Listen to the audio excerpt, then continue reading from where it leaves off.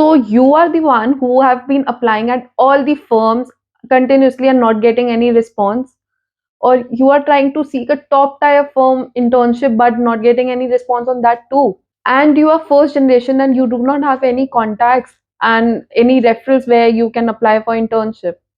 Know where to apply and how to apply and who is the right person you should be addressing your concern with. So, hi everybody, my name is Mehak and you're watching the Lawyopedia by Advocate Mehak Ahuja.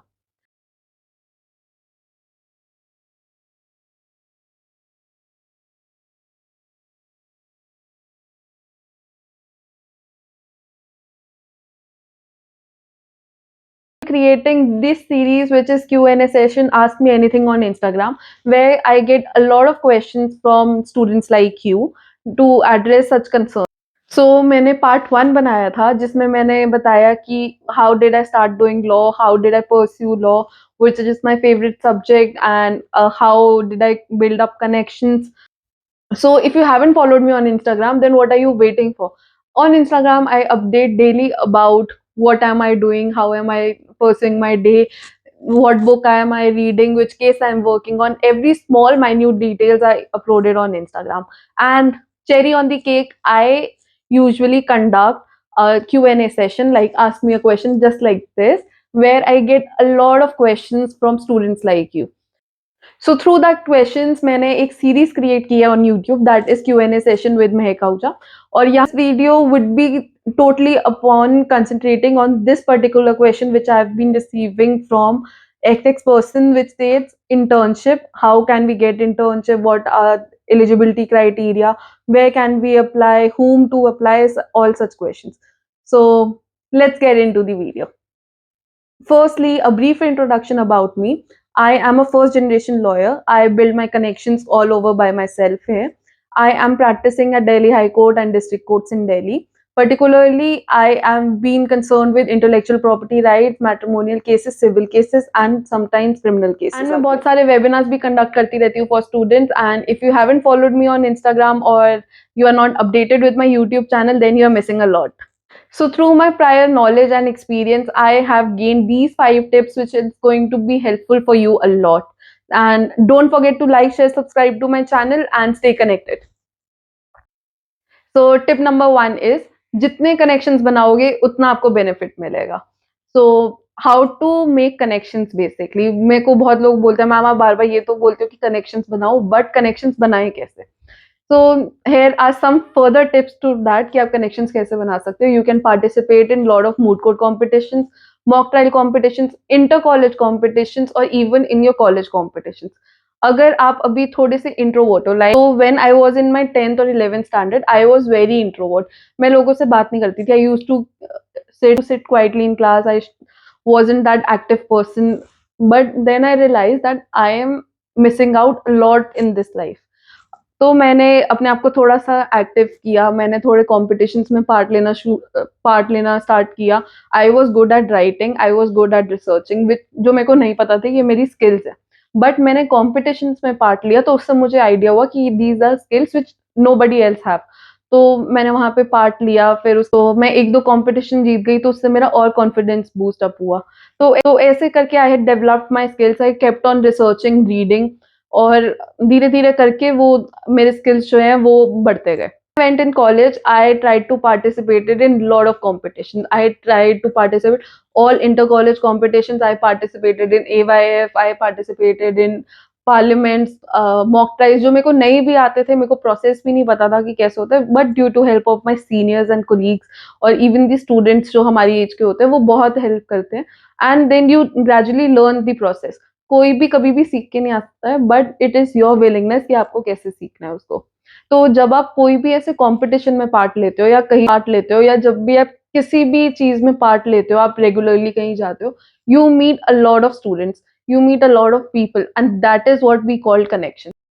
तो जब आप किसी से मिलते हो, you get to know them, you get to know what are they planning, what are they thinking, और ये क्या अप्लाई करेंगे, कहाँ पे सोच रहे हैं, कैसे कोर्स ये अप्लाई करने वाले हैं, या even where do they live, उनके नियर बाय क्या अपॉर्चुनिटीज़ है, या फिर वो किसी नोन को ऐसे जानते हैं जो ऐसी अपॉर्चुनिटीज़ प्रोवाइड करता है। तो आपको ये पता नहीं चलता, but keep on going with the flow कि हमें ये इन फ्यूचर कभी हेल्प हो सकती है इस चीज़ से। तो that is how you start building up connections. That is, you can call it as a stage कि ये स्टेज 1 है, you have build connection, now moving to stage 2। अब मान लो आपको कॉम्पिटिशन्स के बारे में पता ही नहीं चल रहा, then there are few sites that actually benefit you. For example, for law students you can subscribe to Lawctopus. Lawctopus में बहुत सारे कॉम्पिटिशन्स का अपडेट आता है, कोई नया अगर वैकेंसी निकली है उस चीज़ की अपडेट, इवन वो लॉ स्टूडेंट्स के लिए कोर्सेज़ भी प्रोवाइड करते हैं, लाइक फॉर एग्जांपल ड्राफ्टिंग के, नेगोशिएशन के, क्लाइंट काउंसलिंग, ऐसे छोटे-छोटे जो कोर्सेज़ होते हैं वो लोग प्रोवाइड करते हैं, and you should take benefit out of it. आपको फ्री रिसोर्सेज़ इतनी सारी आजकल अवेलेबल है, यूट्यूब पे अवेलेबल है, इंस्टाग्राम पे अवेलेबल है। बहुत सारे ऐसे यूट्यूबर्स हैं जो वीडियोज़ बनाते हैं व्हिच एक्चुअली हेल्प यू। तो you should follow them, and that is how I would say you can build connection. फिर to add on how to build connections, आप लोग अपने नियर बाय लोकेलिटी में सबको बताओ that you are pursuing law. Even उनके कहीं contacts होंगे, कहीं हाई कोर्ट में, सुप्रीम कोर्ट में, या फिर कोई लोअर कोर्ट्स में जो लॉयर्स नोन होंगे किसी के, आप उनके रेफरेंस के थ्रू इंटर्नशिप वहाँ पे ले सकते हो। ऐसे अगर आप अपने आप को प्रमोट करोगे, स्टार्ट प्रमोटिंग योरसेल्फ। अगर आप अपने आप को प्रमोट करोगे as a lawyer, definitely people around you will surround and they will inquire about certain cases. कुछ लॉ के बारे में पूछने आ जाएँगे, या फिर कुछ बात करने आ जाएँगे लॉ से रिलेटेड, और धीरे-धीरे आपका उनसे कब कनेक्शन बनता जाएगा आपको खुद भी नहीं पता चलेगा। And so once you clear this initial stage of your days of struggling of being a law student, आपको पता नहीं है क्या करना है, but later on आपको realize होगा that you have built a lot of connections out there. So second is CV. Update your CV like anything else. आप उसमें अपना सब कुछ मेंशन करते हो, that is just like a blueprint of your life cycle, जिसमें आप बताते हो आपने स्कूलिंग कहाँ से करी है, आपकी क्या स्किल्स हैं, क्या हॉबीज है, आप कहाँ पे रहते हो, आपका रेजिडेंस क्या है, आपका कॉन्टैक्ट नंबर क्या है, ईमेल क्या है, आपने कहाँ कहाँ पे इंटर्नशिप करी है या कहाँ पे जॉब करी है। तो सब कुछ जो है आप अपना प्रोफेशनल लाइफ का एक सीवी में मेंशन करते हो। तो बहुत बड़ी मिस्टेक लोग करते हैं जब सीवी किसी को भेजते हैं, या तो उसके साथ कवर लेटर अटैच नहीं करते, और या फिर अगर उसमें पहले मेंशन नहीं करते हैं कि हम लोग किस पोजीशन के लिए अप्लाई कर रहे हैं, अगर उन्हें कहीं वैकेंसी दिखती है तो, कि हम कौन से ऑफिस में अप्लाई कर रहे हैं, प्रॉपर ग्रीट नहीं कर रहे हैं, या फिर उसको, सबसे बड़ी जो मिस्टेक मैंने देखी है अभी तक, बहुत सारे बच्चे अपना सीवी जो है वो वर्ड फॉर्म में भेज देते हैं, रादर दैन उन्हें पीडीएफ फॉर्म में भेजना चाहिए। हम सो फ्यू टिप्स जो मैं सीवी के ऊपर देना चाहूँगी कि अपडेट रखो, प्रॉपर उसको लाइनिंग, फॉर्मेटिंग सब कुछ अच्छे से रखो, अपने बारे में सब कुछ सच बताओ, ये नहीं कि आप कुछ भी उसमें लिख रहे हो, सब कुछ वेरीफाई भी होता है, सब कुछ चेक भी होता है। आप जैसे ही बात करते हो उससे पता चल जाता है कि व्हाट इज़ योर कैलिबर। तो बहुत मिसकंसेप्शन होती है कि किसी को क्या ही पता चलेगा, बट सबके कॉन्टैक्ट्स भी होते हैं, कनेक्शंस भी होते हैं, उसके थ्रू कभी बात भी कर सकते हैं आपके बारे में कि अच्छा आप वो वहाँ पे काम करते थे, या फिर वहाँ पे आपने कभी काम किया या नहीं किया। तो झूठ मत बोलो, ऑलमोस्ट सब कुछ सच-सच ही लिखो उसमें, एंड लास्टली उसको पीडीएफ फॉर्म में भेजो, कभी भी वर्ड फॉर्म में सीवी अपना नहीं भेजते हैं।